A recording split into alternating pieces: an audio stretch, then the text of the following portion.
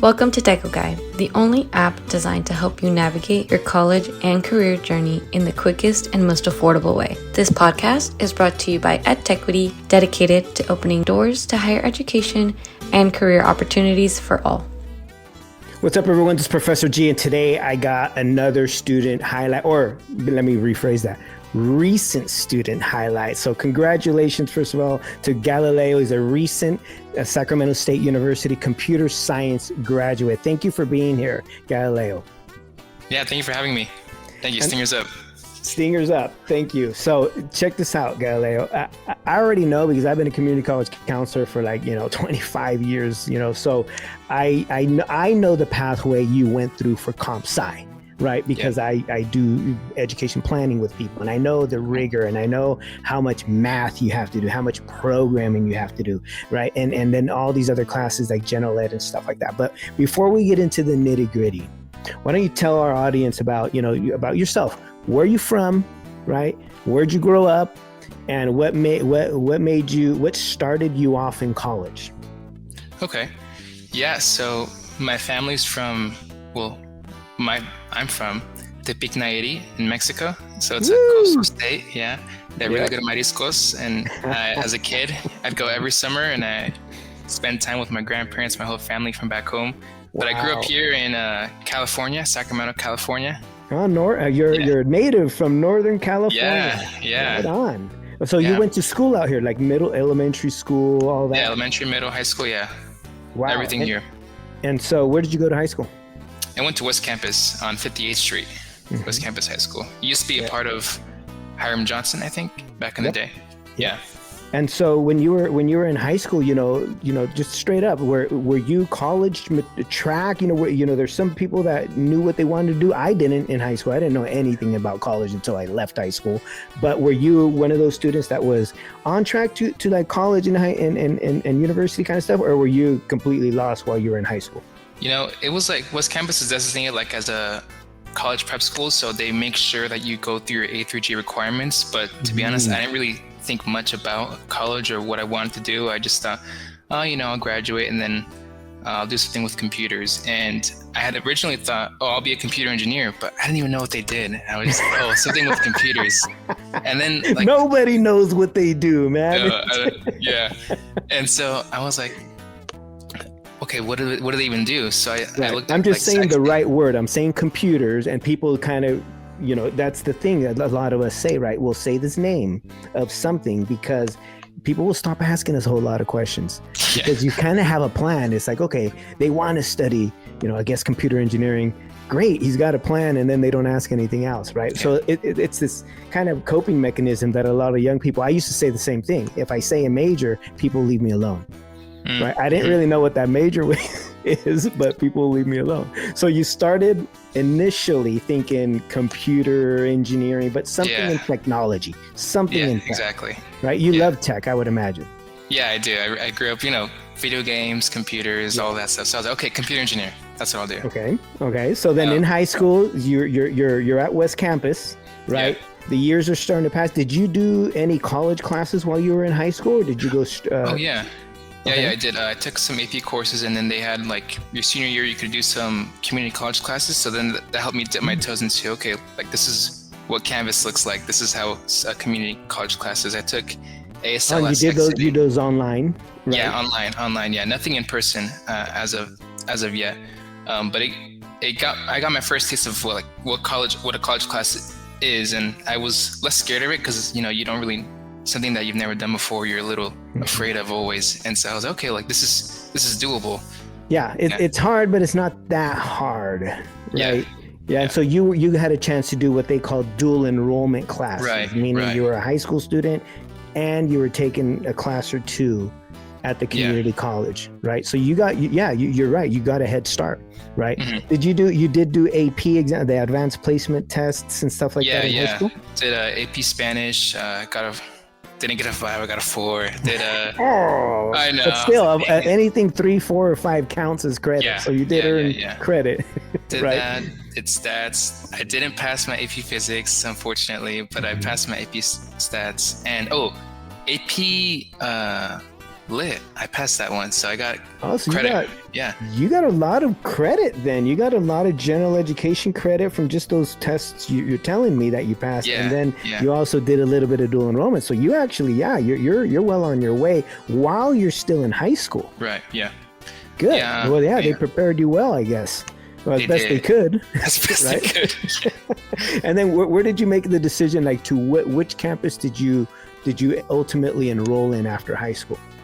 To be honest, I still didn't know, so I just thought, okay, well, I'll just apply to some UCs, because I would hear talk of, oh, what are you going to do? Oh, I'm going to do this. Okay, so I applied to UC Merced, Santa Cruz, and in your senior year, right? In my senior year, in high school, I applied to Berkeley, then Sac State, and then these community colleges, and then that was it. And I didn't really think much of it until like the decisions came out, and I got rejected from Berkeley, but I got into Merced and Santa Cruz and Sac State. And then I had those three campuses wanted you as a freshman, right? Yes, as a freshman, as a freshman, they wanted you to go right out of high school into the university because you met the requirements, right? You took the right classes, you took the SAT, or all the testing that you got to do, and then you applied. So you're getting admissions to these universities, and then you're also applying to community colleges, and that's what most students have to do, right? Is you gotta apply to a bunch of places and then just wait and see. Yeah. Right. Wait and see. So you applied to, I'm assuming, the Los Rios Community College District, which is here in Sacramento, in the Sacramento area, which is 4 colleges in one district. So where did you ultimately decide to go?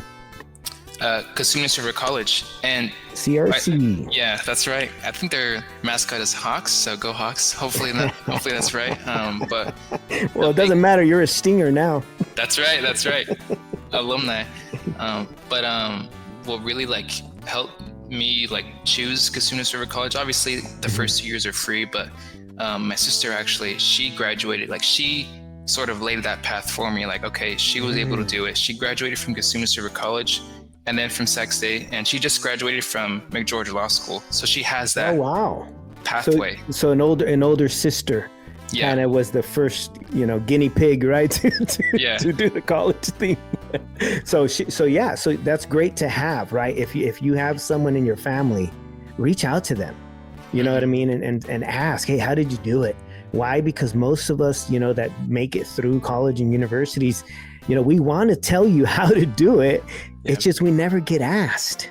And so that's what the beauty about the videos like this is, where we're documenting it and getting it out to the people. This is how you do it. This is how Galileo did it. You know what I mean? So listen to some of these tips, because they might benefit you, whether you're studying computer science or you're studying, history, or you're studying business administration. Doesn't matter.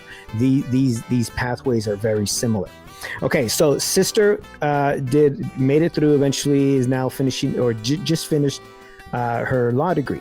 Yeah. She's in November. She'll get results on if she passed the bar or not. So we're all pretty excited for her. I'm praying for her. I'm keeping my hopes up for her. So, and if not, you prepare more and you take it again. That's right. Take it again. Right? And you keep taking that damn thing until you pass the damn thing. Yeah. Right? And so with standardized tests, it's hit and miss. So just prepare well enough. And try it again, but don't be discouraged if you don't get the right result the first time. Okay, make sure you do it again.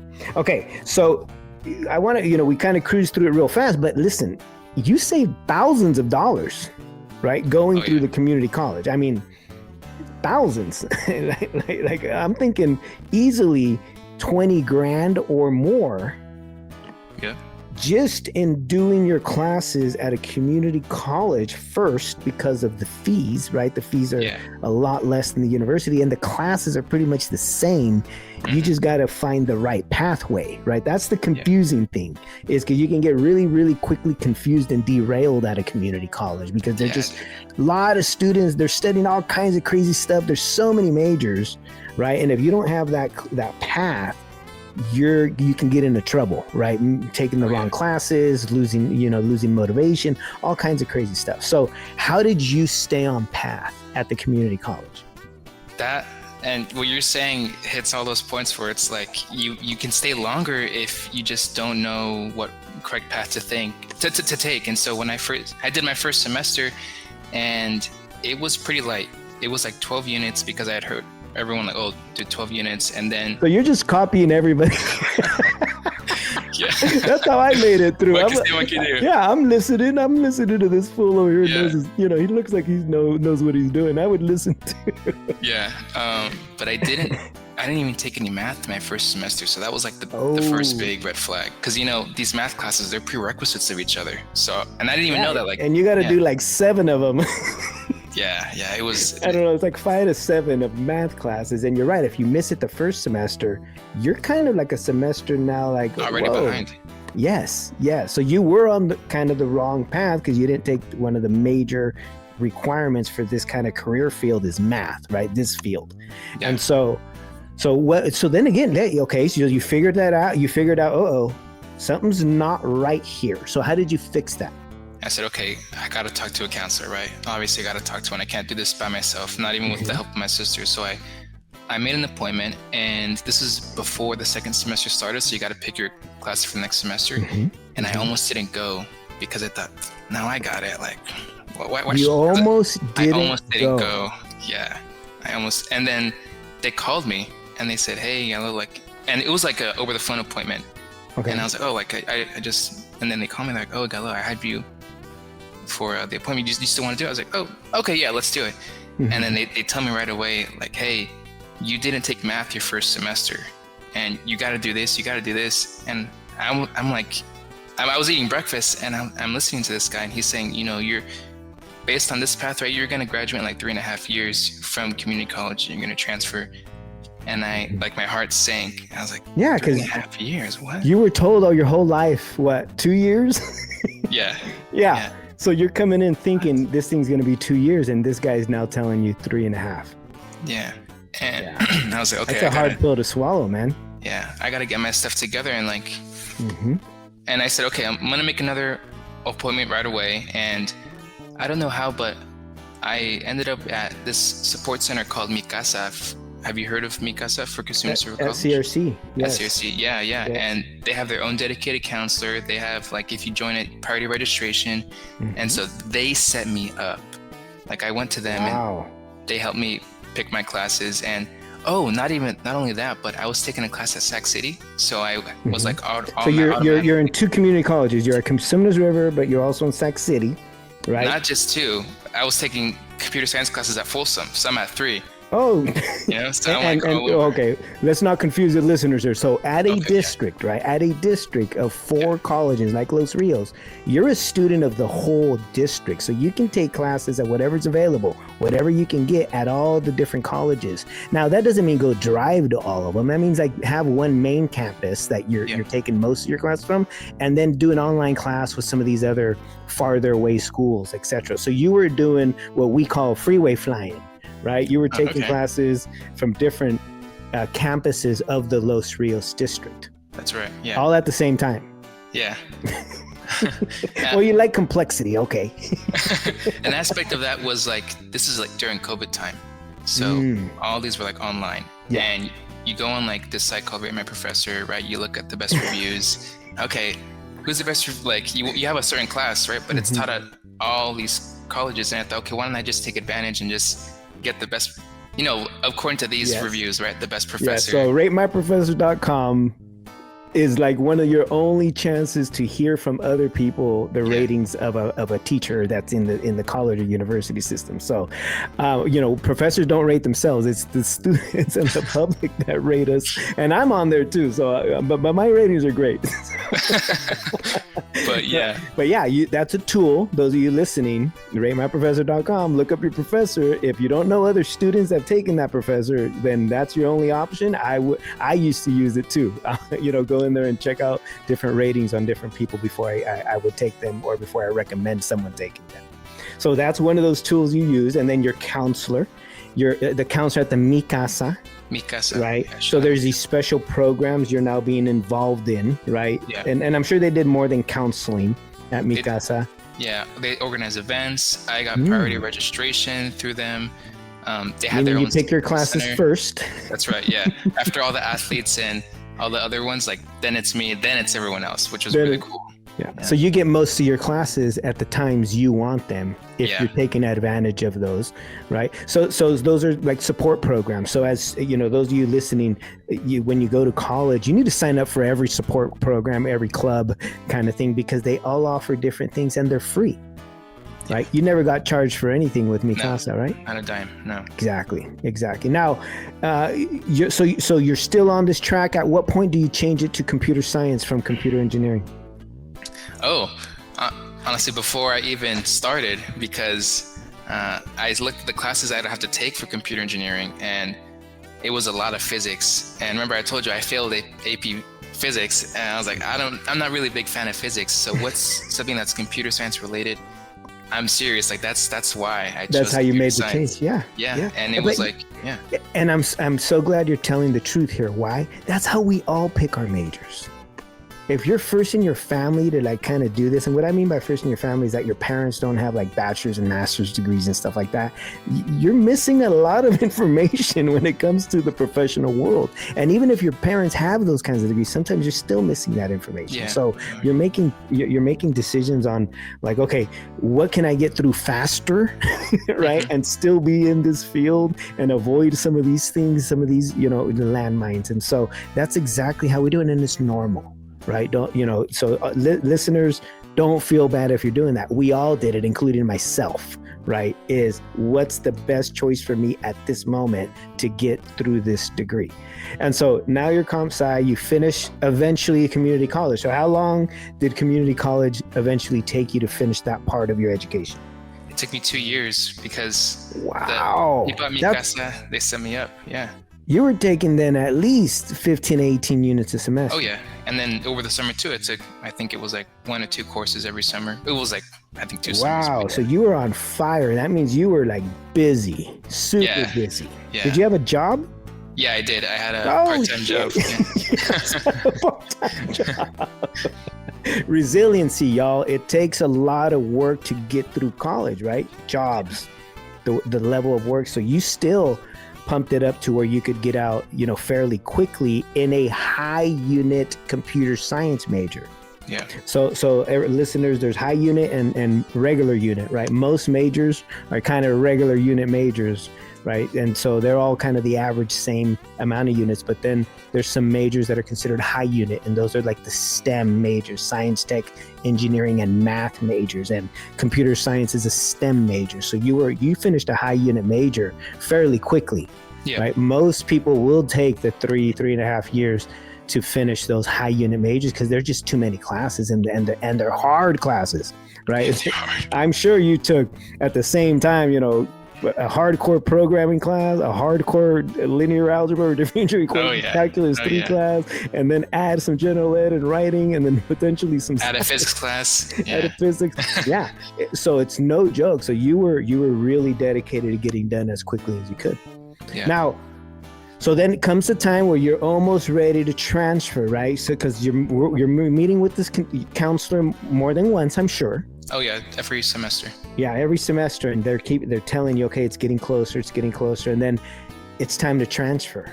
What's going through your head? What are you thinking? You thinking of staying local? You thinking of going anywhere else? Tell me about that time in your life. Yeah, I was thinking, okay, I have Sac State here. Maybe I could go UC Davis or maybe UC Santa Cruz because my girlfriend's going to UC Davis, so I know what that's like. But then I'm looking at, okay, based on the classes I've taken, can I transfer at this second year mark? Like, do I need to take more classes if I wanted to? And I did.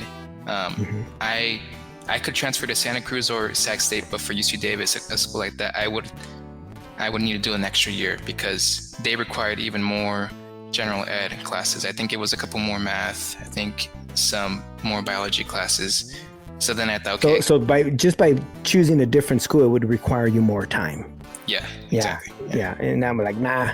No, I'm like, no, I don't want to do that. Right. So then you're at Sac State. I mean, you were at Sac State. You just finished, right? Just finished. So you entered Sac State as a junior. Yeah. Right. Because you finished basically the first 2 years, the freshman, sophomore year, at the community college level. You transferred in as a junior. You're now doing junior year and senior year at the university. And are your classes mostly computer science classes now, or how does that work when you get over to the university? The first semester at Sac State, it was just one, because it was really hard to get these computers. I don't have priority registration anymore, and there's a ton of people doing computer science at Sac State, and so that first semester it was like one or two, but it was not many at all. It was mostly, it was just like mostly general. And they're hard to get, right? Yeah. Especially if you're new, you're lower priority. Yeah. And so overall, how long were you at Sac State overall once you got in there and then up to where you finished just recently? Well, actually, it was just 2 years because I joined, I looked at the programs they offer and I joined MESA. And the Math, Engineering, and Science Achievement Program. And those also exist at the community college, but they also exist at the university. So look into that. If you're any STEM major, look into the MESA program. So tell us about MESA. One thing I will say, at the community college level, I wasn't a part of MESA because there wasn't a program yet at Cosumnes River College, but I think now there is one. But there was a pretty big prominent program at Sac City, so I would say that one's, they have their own in-house counselor too. They set you up too, so that's a great program. But here at Sac State, I had a buddy, I was like, hey, what do you know about this place? And they offer priority registration. They have their own in-house counselor. They have events. I said, I got to join this. So I wrote my essay. I spoke with the head of MESA and I got in. So although I didn't have priority in my first semester, from here on out, I was able to choose first for the rest of my time at Sac State. And so that just shows you got to be resourceful when you're in school. Look for these different programs and apply. Have the courage to call them, talk to someone, and apply, because you just never know. And now, all of a sudden, a semester in, you're getting priority registration. Which is going to solve getting your class difficulty problem, right? Then I'm sure they did MESA does a lot of things, especially social, right? Because it gets puts a lot of people that think the same way into the same program, right? So everyone in MESA is either majoring in engineering, math, science, right, or technology. And so you're all like-minded people and all interested in the same stuff. And so it's really also adds a lot of the social kind of capital, you know what I mean, that we all need, right? Because when you're doing this and you feel like you're alone, the odds are you're not going to make it. Right. Yeah. And I hate to say it, but, the odds of making it through community college are dismal. The statistics show that we're losing easily 70 to 80% of our transfer students at the community college level. Right. And so you sharing your journey with us on how you strategically did things really helps others, on this difficult journey as they begin their college career. So what other, do you remember what other resources at Sac State helped you through? And that includes people, right? Because sometimes it's mentorship, sometimes it's programs, sometimes it's family, right? That's there. So what other resources did you take advantage of? Oh yeah, well, my buddy that I just mentioned, Josue, he was a big part of MESA, and he was basically, before I even transferred, he was like, okay, this is what you got to do. You got to join MESA. You got to join this club called SHPE. And I was like, what is even SHPE? And it's this engineering club called the Society of Hispanic Professional Engineers.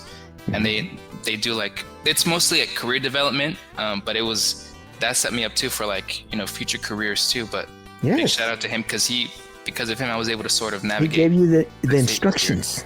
Yeah. And then in terms of family, like I said, my sister before said Lolly. And then, when I was in community college, I felt it was sort of isolating, because you don't really see that many people on campus. I had most of my classes online. So basically my best friend, my girlfriend, Emily, she was there with me. Not that I really did it, that it mattered. Well, maybe it did. I felt a little alone when I was at community college, but having her as my rock, and it really helped me those 2 years. A support system. Yeah. People often feel alone, but they're not alone until you open your eyes. Right. Yeah. There's people there to help you and support you, whether it's family, girlfriend, or even, the MESA counselor, right? You're going to need to lean on people on this journey, because it's a very exhausting journey, right? This college thing. So, right. It's great to hear that you had those support systems. Now, was there ever any time that you just said, I'm going to quit? I would say, oh man, it was, I think the second to last semester. It was either the end of junior year or the beginning of senior year, just because it was like senior project. Oh, I think it was, yeah. It was beginning of senior year, senior project, tough classes. I had my part-time job, and I think I almost failed the class, I almost failed the class because it was just so many things that I had to juggle. Yeah, I'm rubbing my head just thinking about it. You worry, right? And then was it all worth it? And then you start asking yourself, these difficult questions, right? And even considering quitting. And I mean, I'll be honest, I almost quit 7-8 times, right? Just again, there's so many things in this journey, so many landmines, so many things you don't know that could completely derail you, right? Life is still happening to others, right? And you could completely derail. Now, looking back to your high school self, right? That young guy that, at school, you're doing okay, you're doing good, right? You're not incarcerated, right? You're doing good. Looking back, what tips would you give to people that were you, right, back in high school? What survival tips, right, would you give the younger crowd if they're moving into these rigorous, STEM related majors like computer science, computer engineering, civil engineering, anything in the engineerings and maths and science fields? You gotta look at school and life a little differently because of the rigor that's associated to those pathways. So what advice do you have for someone that is thinking about going down this path? I would say, open your eyes, open your ears, and listen and soak up as much advice as of the people around you, your teachers, family members, because everyone has really good advice. And it's just, I honestly even want to go back and tell myself, open your eyes a little wider, because there's so much more you could have learned if you had just paid attention. There's, maybe counselors coming to like our high school events, I don't even know what they're called now, but they talk about their school, and it's like, maybe just take an extra couple minutes and talk to them some more. Maybe ask them some personal questions, learn. Yeah, and get used to talking to people. Yeah. You have to train yourself. I used to be shy. I would sit there, act like a tough guy and not say a thing. That is like the worst thing you can do. You have an opportunity to meet others. You have an opportunity to go learn, to go listen to a workshop. Right now, I look for workshops to attend. When I was a homeboy, no, I wasn't looking for workshops to attend, and join those professional organizations. So before we wrap up here, I want you to speak a little more about the SHPE organization, right? Yeah. And how has that helped you, right, understand more about, say, this professional field? Because SHPE is an organization for young people, for college students, et cetera, that are moving into these fields, but they do a lot more in terms of professional development and exposure to young people. So tell me a little bit about your experience with SHPE. Yeah, like it's a national organization, and there's a SHPE club probably in most campuses, hopefully by now. But they invite people out, or at least at Sac State, they would invite people, maybe an experienced professional. They talk about what they did at their day-to-day. Maybe it's someone working construction management, someone working in civil engineering. Presentations. Presentations. From professionals. Yeah. Wow. Okay. So you got to hear from all kinds of different professionals. Yeah. Panels, you get to ask them questions yourself, resume reviews. And then there was one big thing that was known as SHPE Nationals. They still have it every year, but it's like, if you're a part of SHPE, you go to this conference where it's just, they hire interns. And so that really propelled me to because I got my first internship doing that.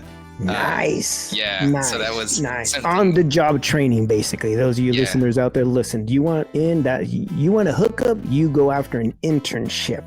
Yeah. That's getting your foot in the door. But how do you find one? These organizations.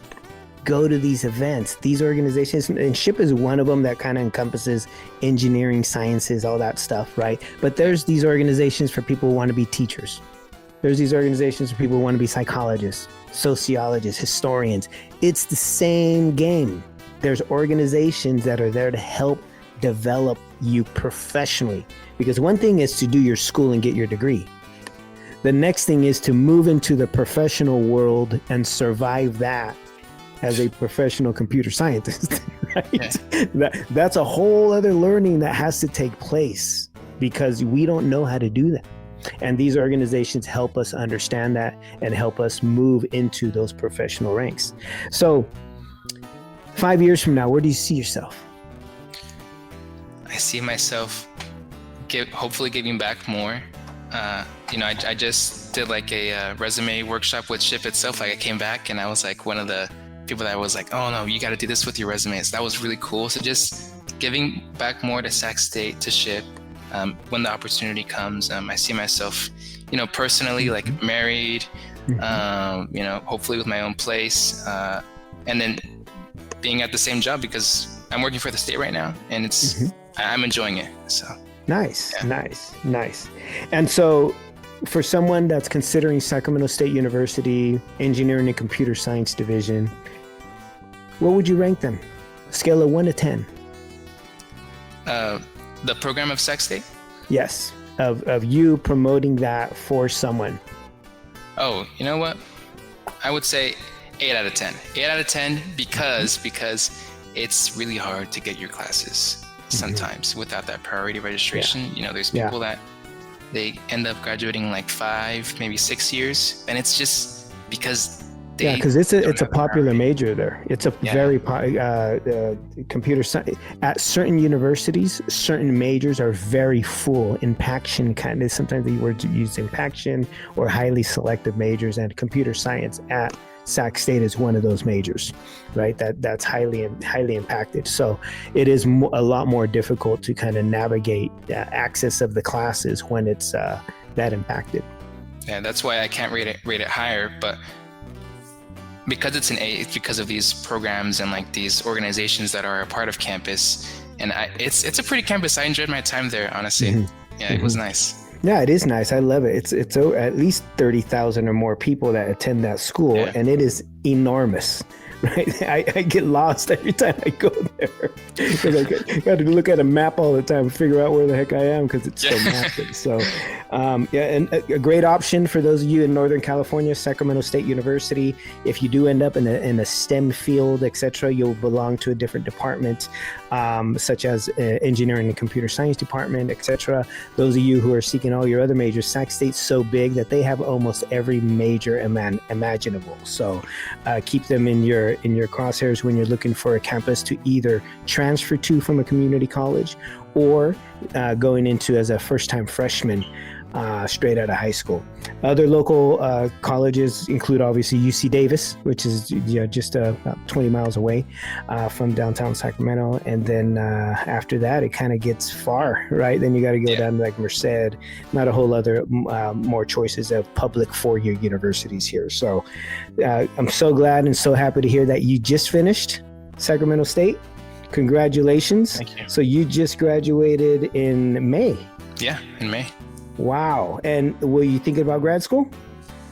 Honestly, I do think about doing grad school. Not now, but maybe in a couple of years. I was, either business or computer science. Yeah. It interests me for sure. Absolutely. And that's what a lot of people do at the graduate level is that they'll change the major to something different, or they'll go to a school with a different major. Business administration is very, very a very good choice for those people who want to eventually move up the ladder in terms of management, in terms of executive management, that kind of stuff. And so highly recommend those two. And then and additional, master's computer science, just as good, right? Master's and even statistics. I have a brother-in-law who just finished a statistics master's degree, and that leads into data science. Yeah, and so, you have all kinds of different options because you have all of those classes done because your major was more on the rigorous side, right? All the math and stuff. Mm-hmm. And so you have lots of options. So I hope to hear one day that you were able to get your employer to pay for your master's degree and then you finish your master's degree. Yeah, me too. There's another tip to the audience, right? Get your employer to pay for the fees for those additional degrees. So Galileo, thank you very much, man. I had an amazing time talking to you, and it really is inspiring to see a young person like you so dedicated, right? So dedicated to not only their schooling, but their community, their family, and really you in the STEM field. It's critically important for Latinos to move into STEM. We're the majority of the population in California, or the kindergarten to 12th grade system has over 60% Latino kids in it in California. And yet we have very, very few that make it through towards the end, especially in a STEM Bachelor's of Science degree. So congratulations, Galileo. You're probably made yourself now with that degree, in that top, 5% of the population that have that kind of degree. So congratulations one more time. Thank you, Professor. Thank you. I'm hoping to do a follow-up with you one day. Yeah. Okay, to really check in, see how you're doing at your work, see how you're doing about your grad school applications, and see what life is throwing at you and how much life has changed. Because the one thing that a bachelor's degree does is it does start to change your life significantly, because that employment is at a different level now. Right. So I hope to do a follow-up with you in the near future for our audience to hear how you're doing. Thank you. Thank you so much for having me. I appreciate the message. I like what you're doing. It's really cool. Pues gracias, and we'll talk to you later. Have a good day. Adios. Bye-bye. Thank you for tuning in to TecoGuide, the app focused on bringing you tools and content to help you make better decisions about school, life, and career. We hope this episode has inspired you to pursue and excel in your own educational and career journey. Don't forget to subscribe, follow, and share.